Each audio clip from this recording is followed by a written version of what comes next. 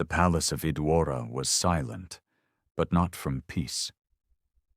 The king's crown floated down the dark river, glinting weakly under the moonlight before sinking out of sight.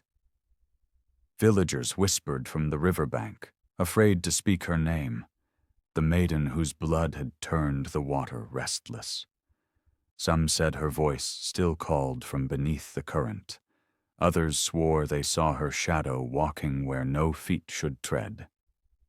Whatever truth remained, one thing was certain. The day Chioma died, the kingdom began to rot from the inside. If you love powerful African stories filled with secrets, vengeance, and justice that never sleeps, subscribe now, drop a comment, and stay till the end, because this tale will chill you to the bone. Long before the river claimed the crown, Chioma was just a girl whose laughter softened the edges of poverty. Her father, Iki, shaped clay pots that cracked before they dried. Her mother, Ngozi, sold vegetables that wilted before sunset. Theirs was the kind of struggle that bent backs, but never broke hearts. Every dawn, smoke curled from their thatched roof as Chioma hummed while kneading clay beside her father. She dreamed of brighter days, but dreams didn't buy salt or firewood. When word reached Umuaka that King Ikenga sought palace helpers, Ika's hands paused mid-mold. "Maybe our child can find mercy where the gods have denied us coin," he said quietly.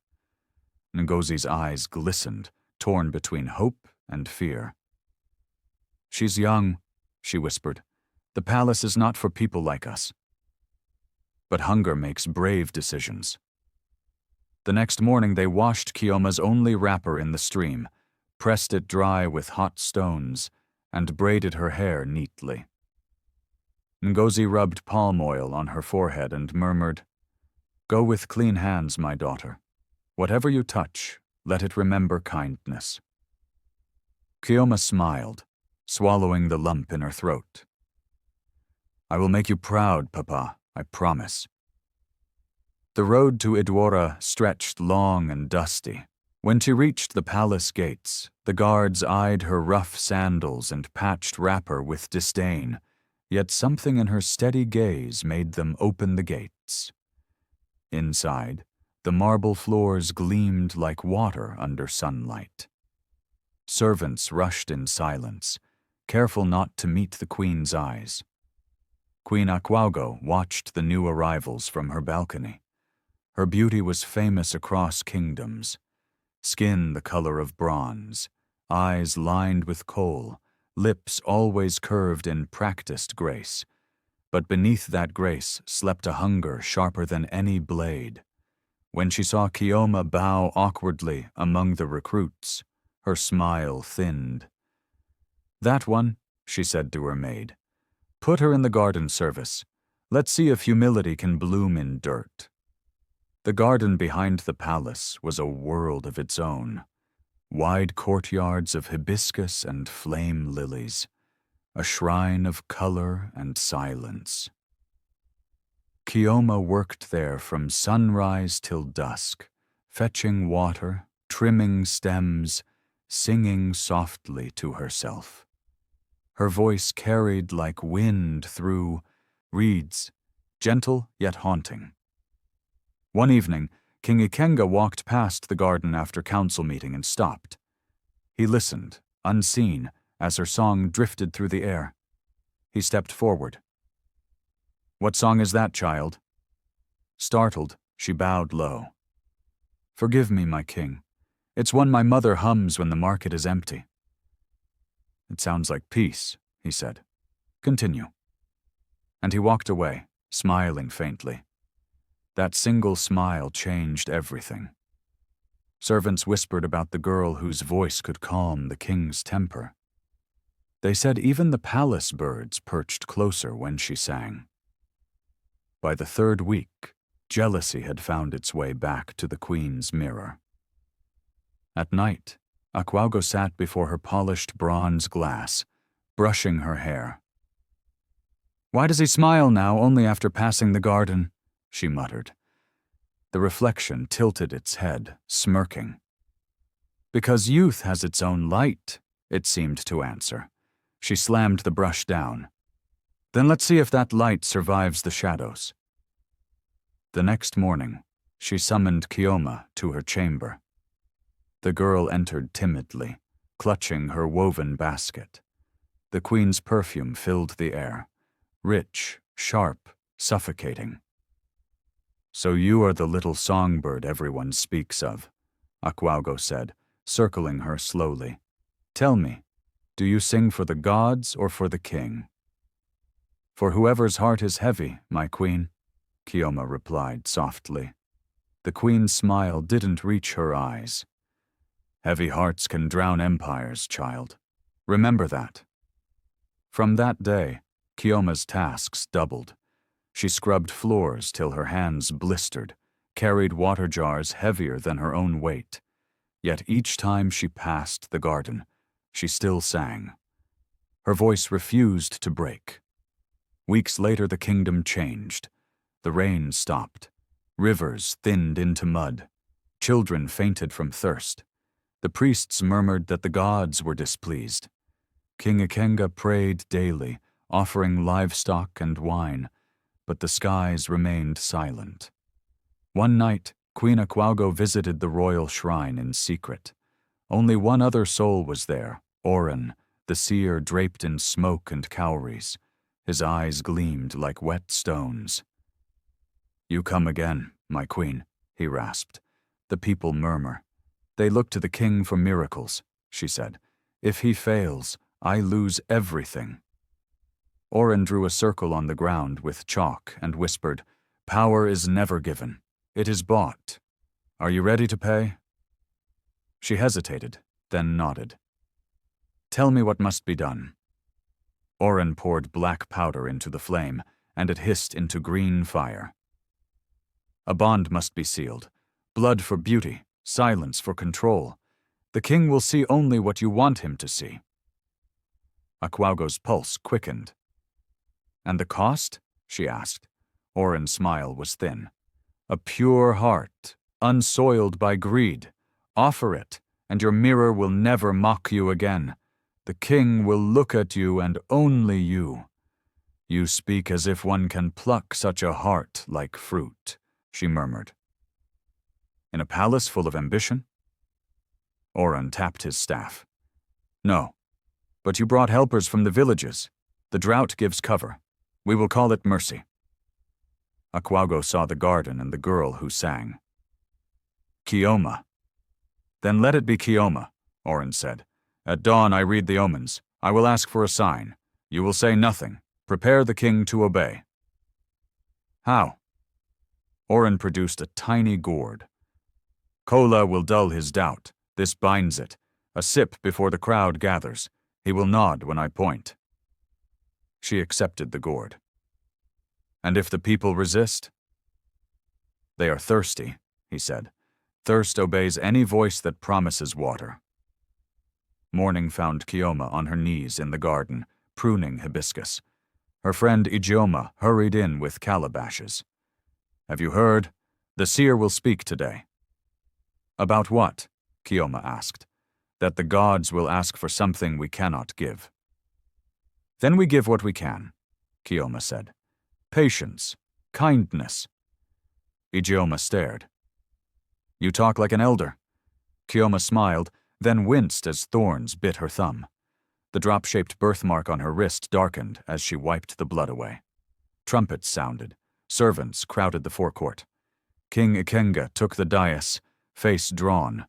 Akwaugo stood beside him in garments the color of a bruise. Oran came last, staff clicking against stone. He lifted both hands. "People of Iduora, the sky has closed its mouth. The earth has turned its face.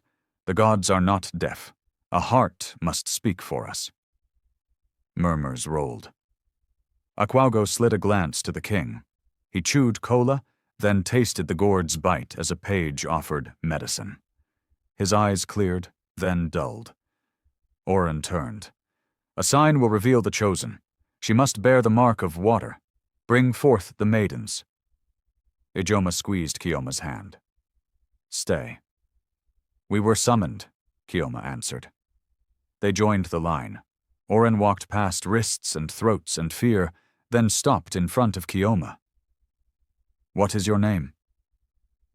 Chioma, daughter of Ike and Ngozi, from Umuaka. He turned her wrist. Gasps flurried. The river marked her, he said. The gods have answered. My lord, Chioma said, that mark came with me from my mother's womb. It never harmed a soul. Nor did the drought until it grew, Oran replied. The gods choose what men cannot understand. A guard stepped with rope. Chioma pulled back. Your Majesty, she called, steady despite the fear in her chest. I came here to carry water, not to become it. Ikenga blinked, struggling as if someone pulled a heavy cloth over his thoughts. His mouth opened. No words came. Akwaugo leaned to him. Our people are dying. Oran's staff lifted. The sign is clear. Refusal invites famine to become a grave. Enough, Ikenga said at last, voice husky. If the gods demand, let us obey. Chioma cried. She has done nothing.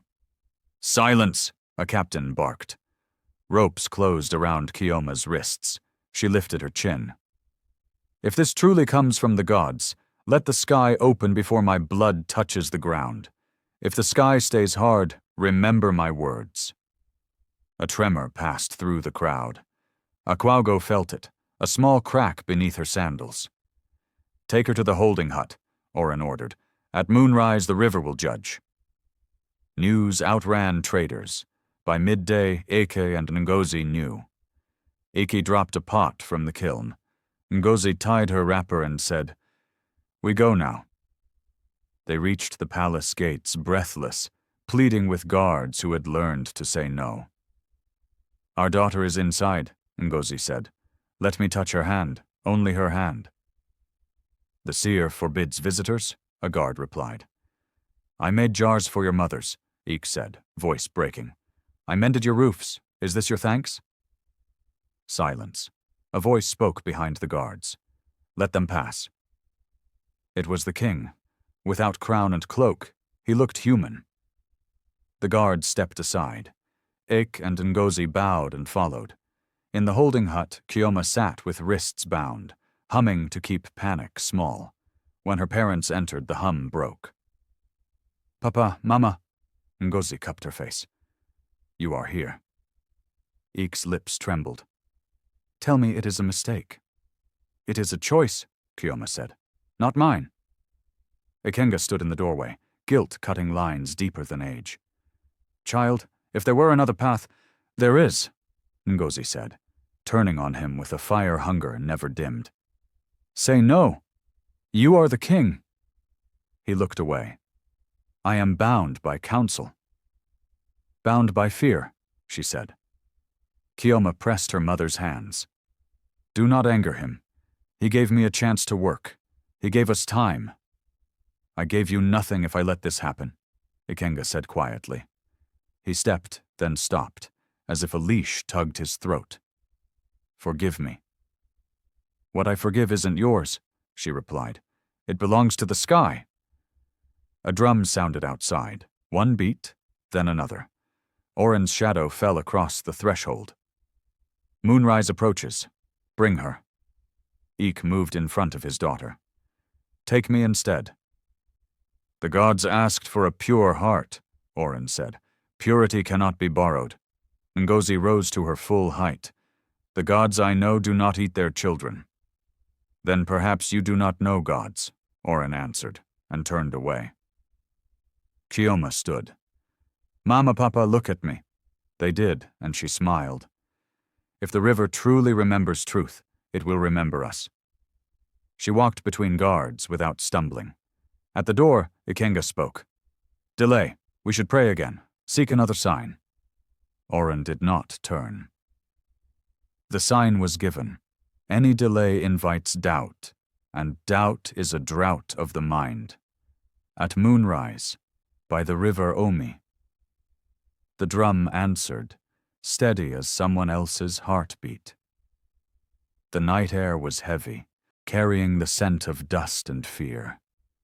The river Omi, once full of song and fish, lay still and shallow, its surface like dull glass beneath the moon. Torches lined the banks, their flames bending in the wind. The people of Iduora gathered silently, faces glistening with sweat and grief. Mothers clutched their children, men folded their arms, their eyes fixed on the trembling figure brought forward in chains. Chioma's bare feet touched the cold mud. She did not cry. The guards had expected tears, but all they saw was calm, the kind that unsettles the heart. She lifted her eyes to the king seated on the carved stool beneath a royal canopy. Ikenga's face was pale, his jaw clenched. Beside him stood Queen Akwaugo, adorned in black silk and golden beads that caught the firelight like trapped stars. Her expression was unreadable. Oran stood in the center, staff raised. "Let the gods witness our obedience," he declared. "Let the heavens see that Iduora gives what it must so the land may breathe again." His voice echoed over the riverbed, swallowed by silence. He motioned for the guards to bring Chioma closer. "Before I kneel," Chioma said, "allow me one word." Oran turned, irritated. "You have already been spoken for, child. The gods—" "I speak not against the gods," she interrupted gently, "but to them. If this is your will, let your wind move. Let your water rise before my breath leaves me. But if the silence is man's doing, let the truth rise instead." A murmur rippled through the crowd. Akwaugo's hands tightened around her fan. Oran raised his staff again, louder this time. "The gods hear, and they accept," he shouted, striking the ground. A puff of dust rose, nothing more. The wind remained still. Chioma closed her eyes and whispered something only the river could hear. Two guards forced her to her knees beside a wide clay bowl carved with sacred markings. Oran's apprentice brought a small dagger smeared with palm oil and ash. "Her blood will open the sky," Oran intoned. "Her heart will soften the ground." King Ikenga leaned forward. "Must it be blood?" His voice cracked, too human for the crown he wore. Oran didn't meet his gaze. "The drought demands it." The priest lifted the blade, ready to strike. Chioma spoke again, calm but clear. "Remember my words, my king. Truth buried under fear always finds a way back to the surface." Akwaugo looked away, her pulse racing. The dagger flashed under the torchlight and descended. A single cry cut through the night, then nothing. The drums stopped. The crowd trembled, waiting for thunder, for rain, for some sign that sacrifice meant salvation. The sky offered none. Only the river stirred faintly, its surface rippling with something unseen. Oran wiped the blade and raised it high. "The offering is made," he proclaimed, forcing triumph into his tone. "The gods are appeased." The crowd tried to believe him, but belief is fragile when silence answers prayer. Mothers turned away. Fathers shook their heads. One child asked aloud, "Why didn't the gods cry?" and was hushed immediately. Ikenga rose, unsteady. "Let her body be buried by the bank," he ordered hoarsely. "Let her spirit find peace." Akwaugo approached him. "You did what was right, my king. Now the rain will return." He stared at her as if seeing her for the first time. "And if it doesn't?" "Then we will offer again," she whispered, voice trembling with something that wasn't piety, but fear of losing control. By dawn, the crowd had dispersed. Only the king remained by the river, staring at the mound of fresh earth. His crown lay crooked on his head, his thoughts drifting like ash. He whispered her name, Chioma, then left without looking back. That night, the palace slept uneasily. The wind rose, whispering through the corridors like a voice searching for its owner. The oil lamps flickered blue for a moment, then went out. Akwaugo stirred in her sleep and turned toward the mirror beside her bed. The reflection that stared back did not move with her. It smiled. Her breath caught. She sat up quickly, heart pounding, but when she looked again, it was only her own face. She exhaled shakily and lay back down. The reflection's lips still curved in a smile she didn't make.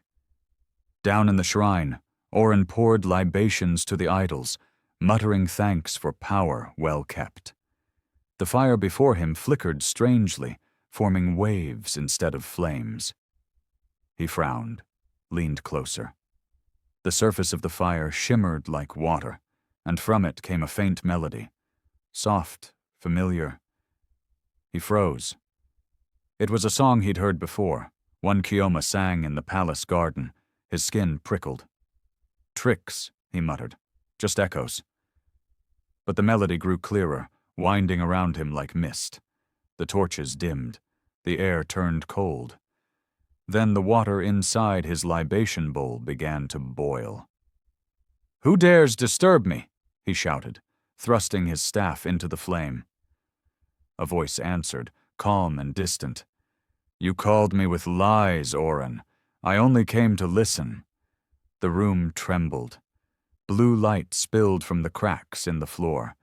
He stumbled back, shielding his eyes, but when he looked again, a shape formed within the light.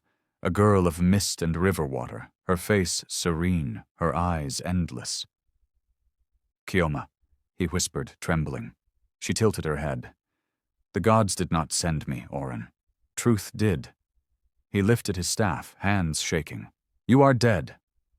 "Then why do you hear me breathe?" she asked. The torches burst into blue fire. His staff cracked in two. Flames danced along the walls, burning without heat, but wherever they touched, his charms turned to ash. He fell to his knees. "Mercy." She stepped closer, her form rippling like current over stones. "You spoke of purity, yet you offered deceit.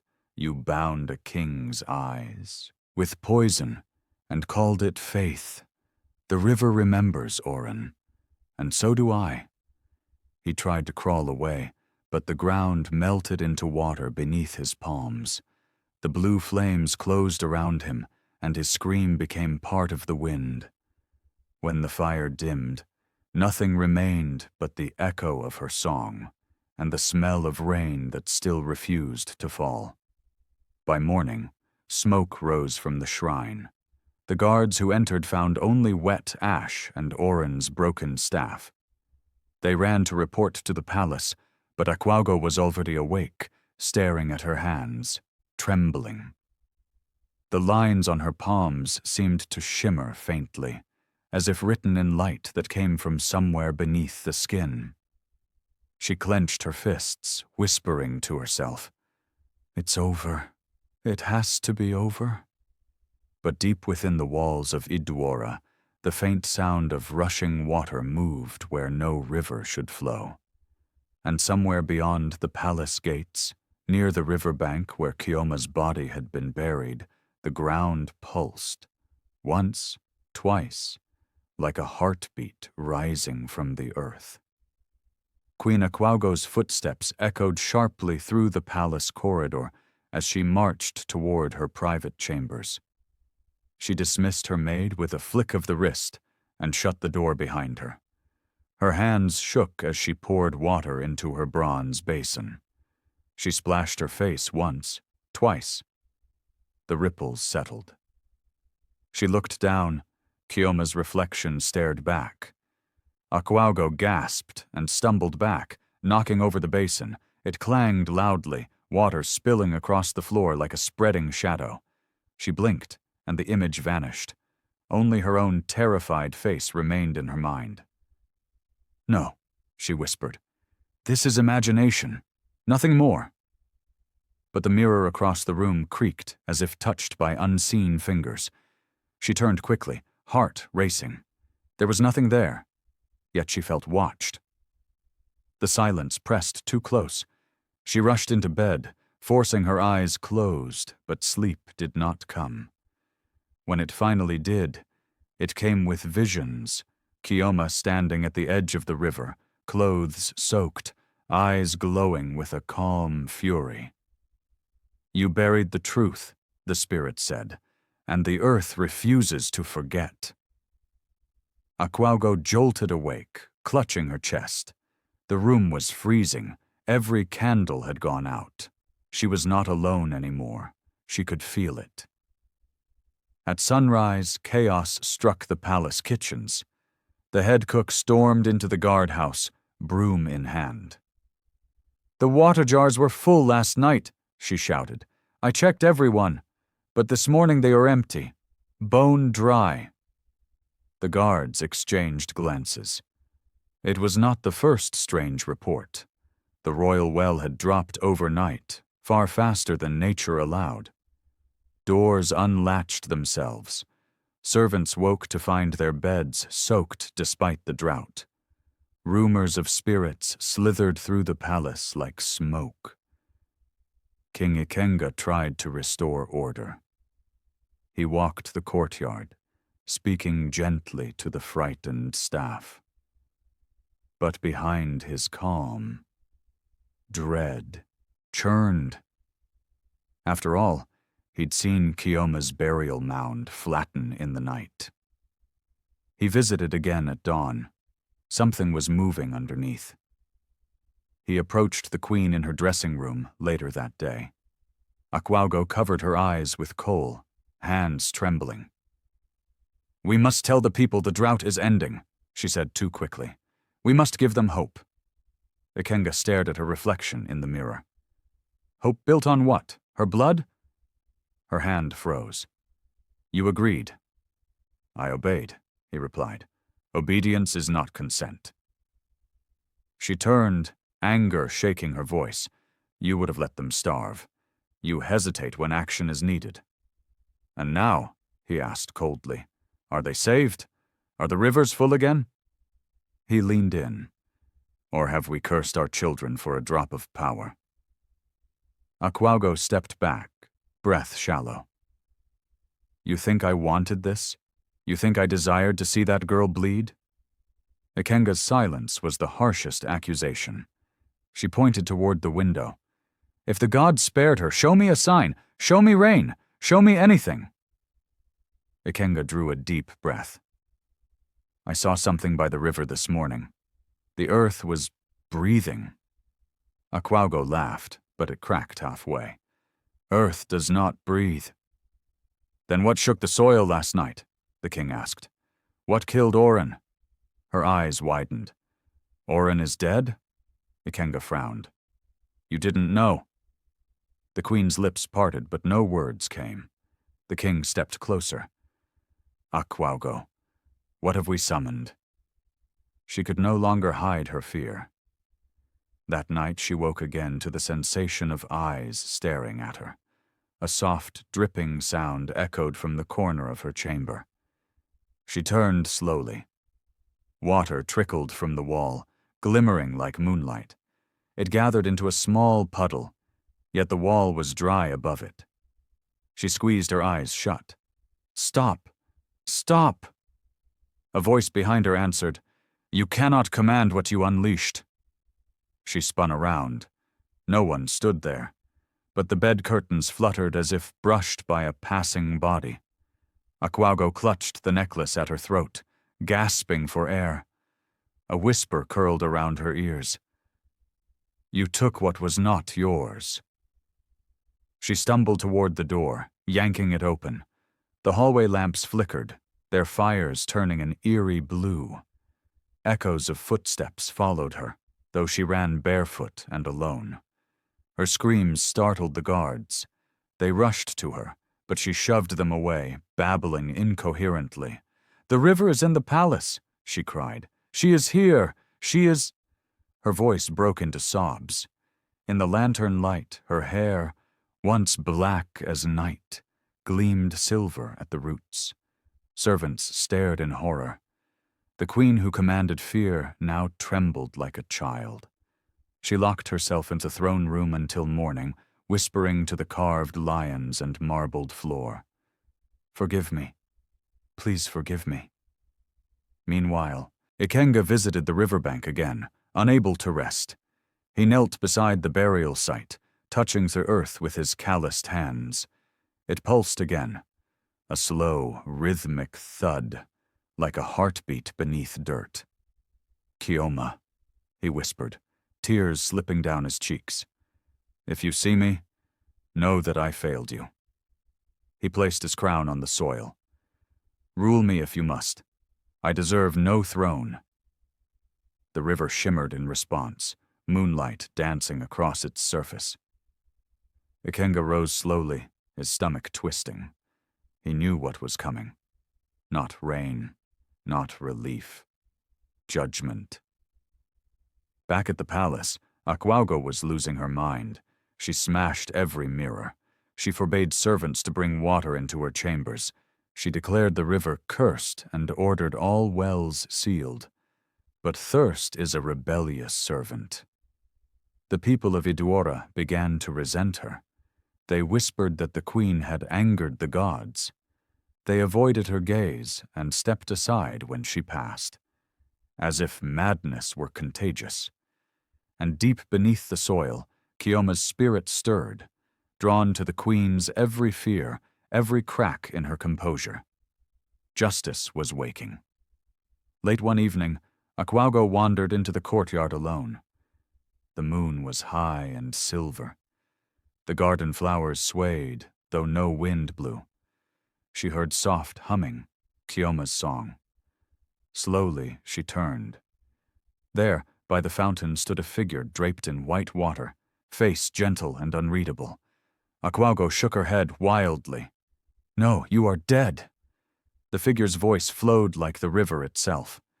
"Truth does not die." "And I only did what the kingdom needed," Akwaugo whispered. "You did what your fear demanded," Chioma replied. Her eyes glowed. "And fear is the hungriest god." Akwaugo stumbled backward, choking on a scream. The flowers around her wilted beneath her shadow. The queen fell to her knees, sobbing into her palms. But when she looked up, the spirit was gone.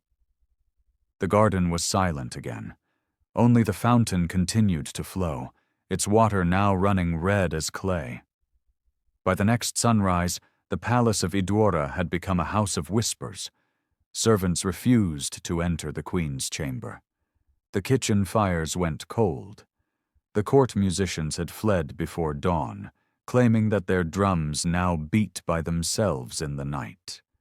King Ikenga walked the corridors in silence, the weight of his crown heavy as sin.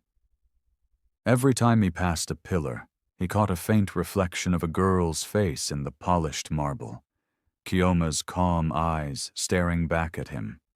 He stopped eating. His beard grew untended. When the council begged him to act, he only said, "The kingdom bleeds from a wound I gave it. What medicine could heal that?" Meanwhile, Queen Akwaugo grew paler by the day. She sat by her window, refusing food and company. Her hair was now completely white, her once radiant skin drawn and cracked. At night she spoke to the walls, bargaining with ghosts that did not answer. She heard Chioma's song everywhere, in the creak of the throne, in the wind moving through the drapes, in the soft murmur of water leaking through cracks that no mason could find. One morning, the chief maid entered to deliver her breakfast. She found the queen crouched beside a bowl, staring into the water. "What do you see, my queen?" the maid asked softly. Akwaugo looked up slowly. "I see her waiting for me." The maid set down the tray, trembling. "Should I call the king?" Akwaugo smiled faintly. "He can't help me. The river already knows my name." That same day, reports came from the outer villages. The crops had begun to rot before harvest. The yams turned to black mush underground, and goats refused to drink from the streams. The people called it Omi's curse. A delegation of elders came to the palace, bearing offerings of palm wine and sorrow. The oldest among them, a stooped man named Obele, knelt before the throne. "My king," he said, "we are dying slowly. Our children faint from hunger. We have done all we can, but the land will not forgive." Ikenga stood, voice hollow. "Forgive what?" Obele lifted his eyes. "The gods remember what men try to bury." The words struck him like a blade. He dismissed the court and wandered alone through the palace gardens. The flowers had wilted since the night of the sacrifice. The air itself felt heavier. By evening, lightning danced across the horizon without thunder. It illuminated the sky in flashes of white fire, but no rain fell. The people took it as a warning. Ikenga returned to his chambers to find Akwaugo kneeling before a smashed mirror. "What have you done?" he asked. "I destroyed the lies," she said without looking up. He approached slowly. "You can still make peace with the gods. Confess the truth to the people. They must hear it from you." She laughed, low and broken. "Truth? I killed it with my own hands, and now you want me to resurrect it?" Her eyes darted to the walls, wide and fevered. "She is here, Ikenga. Every night she comes closer. I can hear her footsteps when the candles die. Last night she whispered in my ear." The king clenched his fists. "You're losing your mind." She turned on him, voice trembling. "No, I'm losing my time. The river will come for me, and she will not knock." Before he could answer, a guard burst through the door. "My king, the fountain has turned to blood." They followed him into the courtyard. The marble fountain that once sparkled with clear water now ran thick and dark, the air heavy with the stench of iron. Servants knelt in terror, murmuring prayers.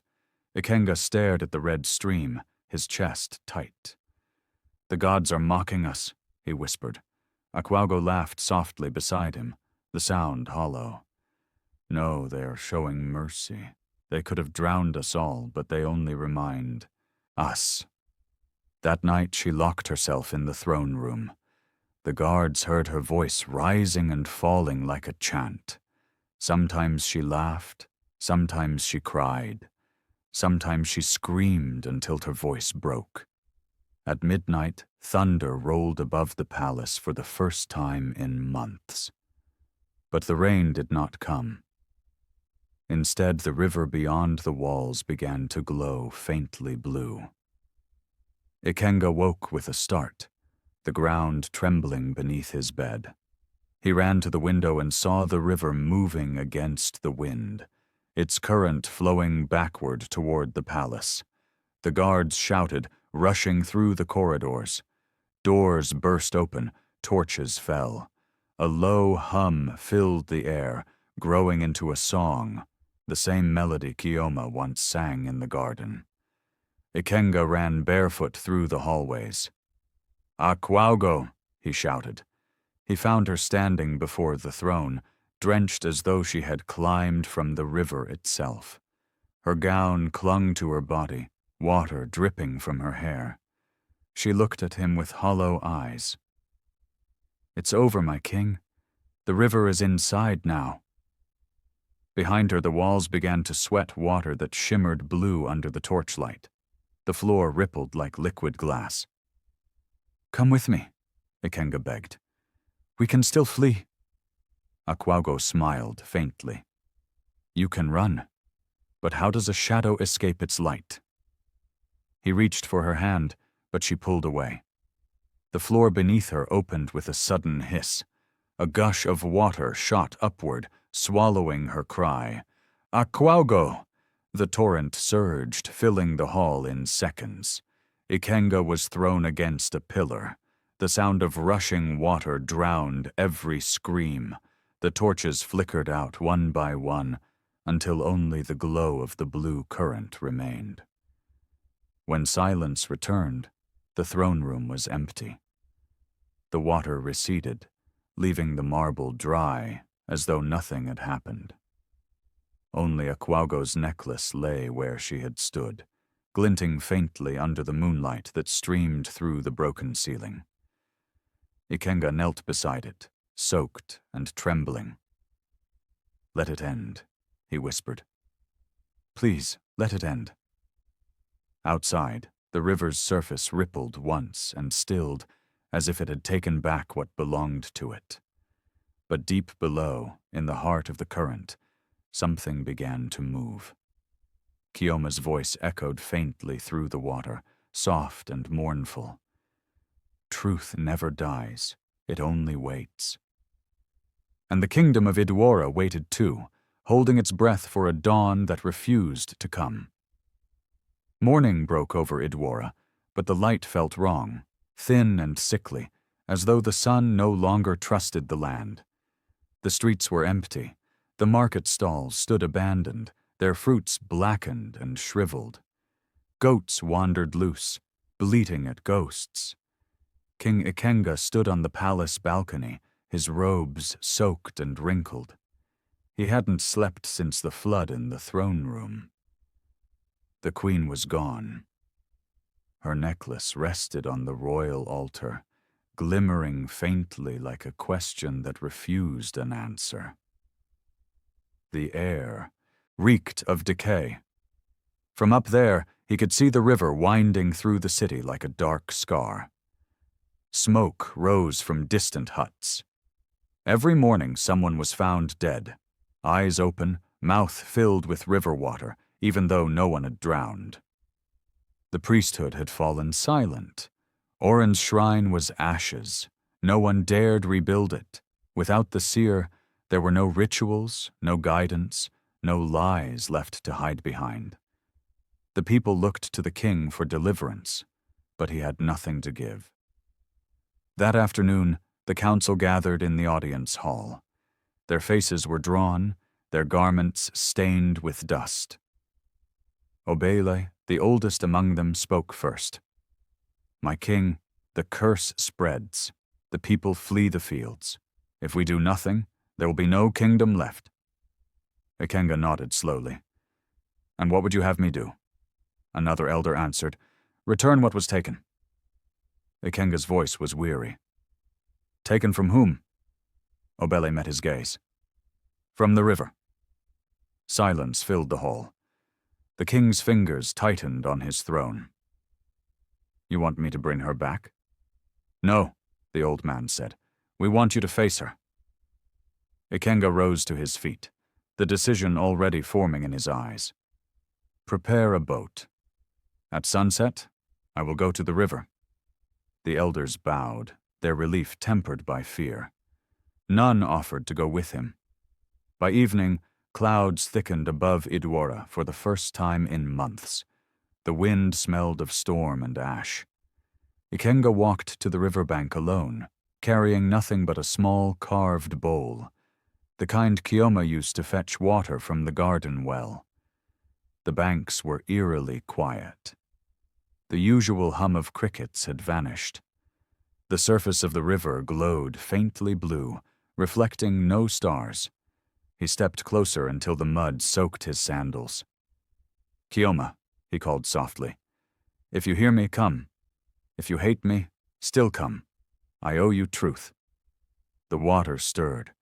Ripples spread outward in slow, deliberate circles. "I let them kill you," he continued. "I saw fear and called it faith. I let my people believe that silence was obedience. I wore a crown made of lies." His voice broke. "If justice is what you seek, then take me too." The river stilled for a moment. Then a figure rose from it, graceful, luminous, neither woman nor shadow. Chioma's spirit stepped onto the water as though it were glass. Her eyes were calm, her voice steady. "You gave my name to fear, my king," she said, "but I do not hate you. The river hates only the unrepentant." Ikenga fell to his knees. "Then end this. Free them from what my weakness brought." She tilted her head. "Would you give what you denied me?" "Anything." She extended her hand. "Then truth must rule where lies once sat. Blood built this throne. Let it be washed clean." He took her hand. The cold shot through his body like lightning. The river's glow intensified. For a moment, the entire kingdom lit up as though the stars themselves had descended. Then the king collapsed into the water. The current swallowed him silently, his crown drifting downstream, turning slowly before sinking beneath the surface. At dawn, the palace guards found the river calm again. The drought was over. Clouds had gathered overnight, and the first drops of rain began to fall. The people of Iduora stood outside, faces lifted, mouths open, weeping as water kissed the earth. But their joy faltered when they saw the body that the river had carried to the bank. King Ikenga lay still, his face serene, his eyes closed as though in sleep. Around his wrist was Chioma's birthmark, a faint drop-shaped glow that pulsed once before fading. The elders buried him beside the river that same day, next to the mound where Chioma had once been laid. Rain poured as though the heavens themselves mourned him. The people called it the cleansing rain. When the storm ended, the palace gates were shut. No ruler sat on the throne again. The kingdom fell quiet. Some said it was peace, others said it was punishment. Years passed. The vines reclaimed the palace walls. Birds built nests where kings once prayed. Travelers avoided Iduora, claiming the wind there carried whispers of two voices, one pleading, one forgiving. On certain nights, when the moon was full, villagers from nearby towns claimed to see a woman standing by the river. Her skin shimmered like water, and her song drifted through the trees. Those who followed it said they saw a crown floating beside her, untouched by the current. No one dared approach. But every year, during planting season, farmers from all villages came to the river's edge to pour libations into the water. They knelt and prayed, not for riches or glory, but for truth. They called her the River Guardian. Mothers told their children, "Speak the truth, even when fear demands silence. The river listens." And though the palace remained in ruins, the water around it never dried again. It ran clear and pure, carrying the song of the girl whose kindness defied death.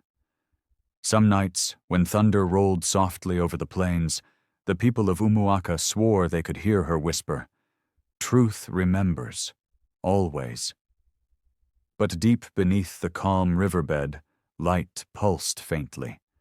A single blue glow, the heart of the current, still alive, still aware.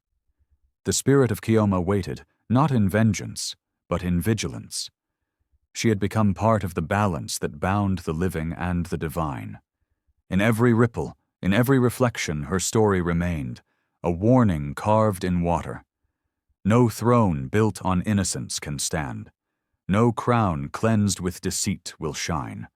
And no voice silenced by fear will ever stay quiet forever. The kingdom of Iduora faded into legend, but her song became the lullaby of truth, carried by every stream that flowed through the land. Generations turned like seasons, but the story of Chioma and the fall of Iduora refused to fade. What had once been a kingdom of marble and gold was now a forest of silence. Trees grew through the cracked courtyards, vines wrapped around the pillars that once bore the weight of kings. But the river, oh, the river never forgot.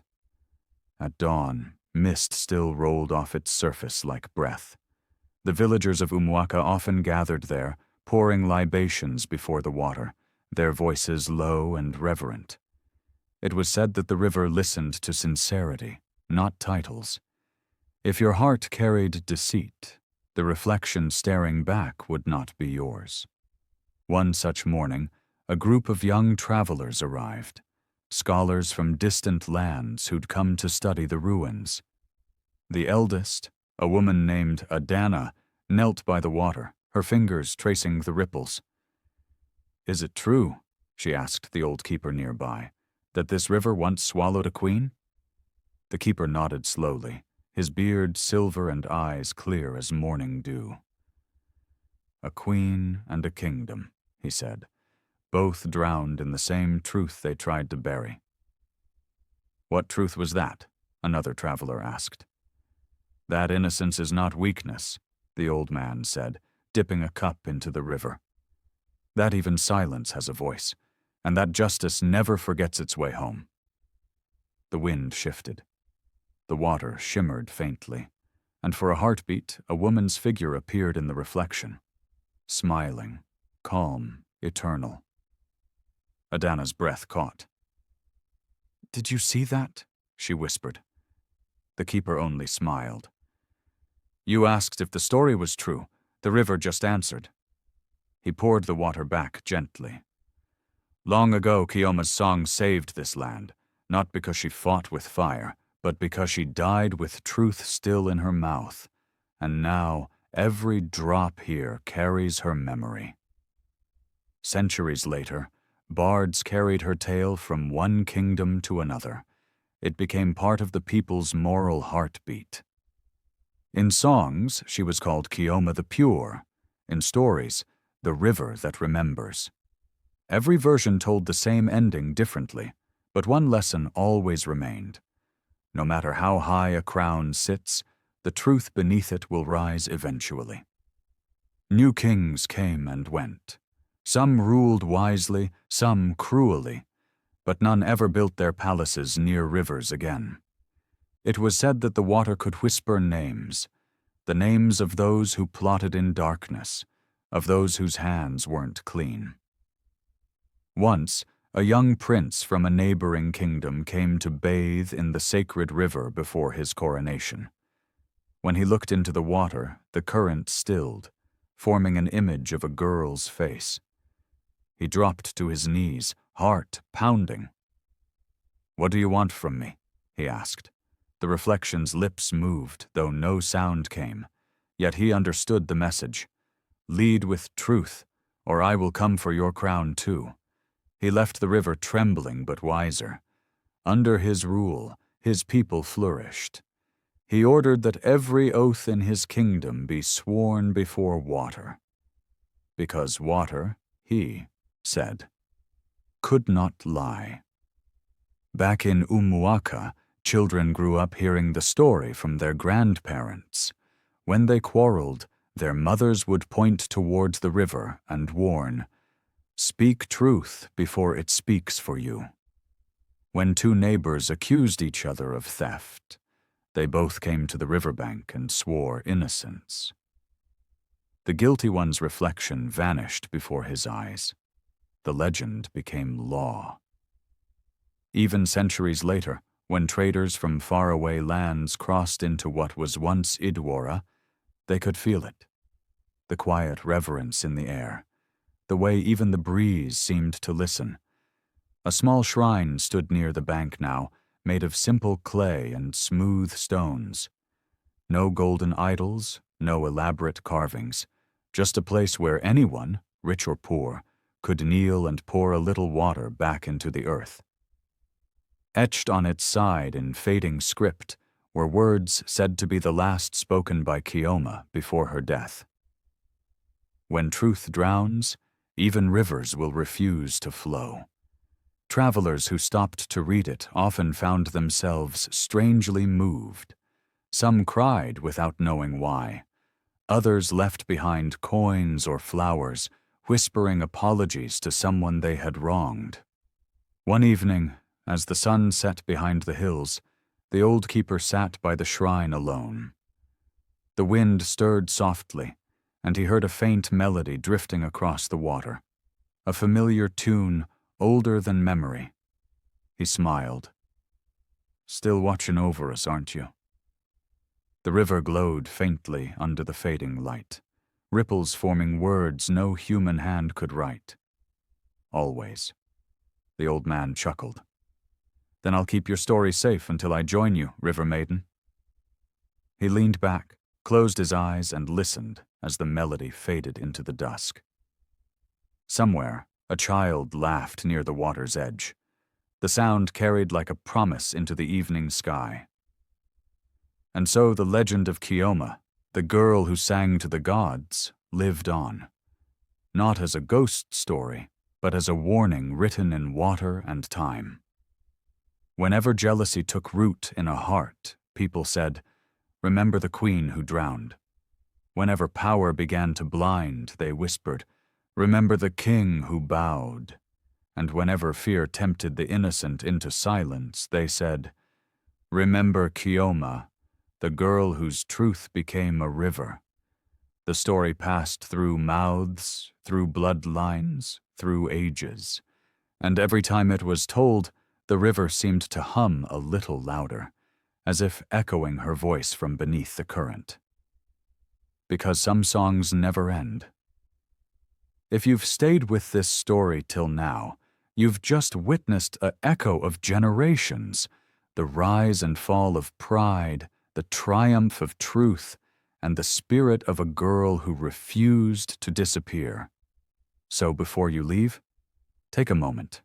Ask yourself, what truth have you buried that still calls your name? If this story stirred something in you, hit that subscribe button. Let's keep Chioma's voice alive together. Like, share, and comment what lesson spoke to your heart, because somewhere out there, someone needs to hear it too. Every share keeps the legend breathing. Every like keeps her river flowing. And every truth you speak keeps her spirit alive.